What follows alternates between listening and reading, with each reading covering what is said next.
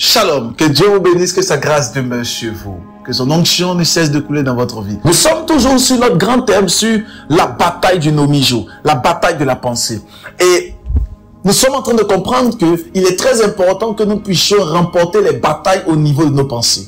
J'aimerais vous dire, excellent enfant de Dieu, que lorsque nous ne remportons pas les batailles au niveau de notre pensée, voici les situations qui peuvent arriver. Matthieu chapitre 6, à partir de son verset 27. La Bible dit, qui de vous, par ses inquiétudes, peut ajouter une goudée à la durée de sa vie? Je répète encore, qui de vous, ou par ses inquiétudes, peut ajouter une goudée à la durée de sa vie? Alors, Christ pose une question. Est-ce que quelqu'un, par ses inquiétudes, peut ajouter une seule durée, une goudée? Est-ce que quelqu'un peut ajouter quelque chose à sa destinée? La réponse est bien évidemment non, on ne peut pas. Mais comment se fait-il que nous nous inquiétons au sujet du vêtement, au sujet de la nourriture, au sujet du mariage, au sujet des finances et au sujet de plusieurs autres choses? L'Éternel nous pose la question de savoir, est-ce que les inquiétudes pourront transformer la situation? Non!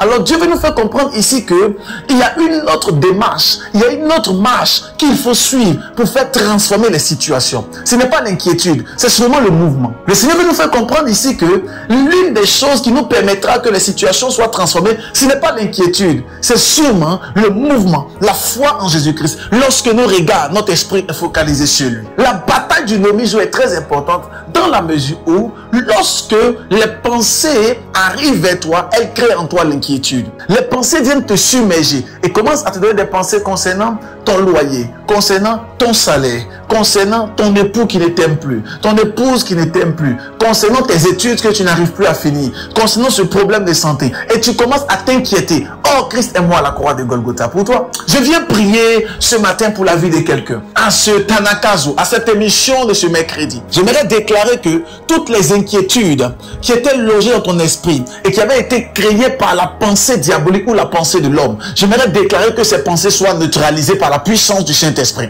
J'aimerais déclarer que ces pensées soient paralysées par la puissance du Saint-Esprit. Je viens prier pour toi maintenant pendant que tu entends le son de ma voix. Et je viens déclarer la lumière de Dieu sur ta vie. Peut-être que tu m'entends pendant que tu pars au travail. Peut-être que tu m'entends, tu es au bureau. Peut-être que tu m'entends, tu es à la maison. Peut-être que tu m'entends, tu es sur le chemin. Je viens ce matin en tant que fils de prophète et je viens déclarer sur ta vie la transformation radicale par la puissance du nom de Jésus-Christ. Toutes les pensées diaboliques sont complètement neutralisées par la puissance du nom de Jésus-Christ. Reçois maintenant la force, l'autorité et la puissance à pouvoir passer à une autre dimension. Et pendant que je parle du règne de l'esprit, je viens déclarer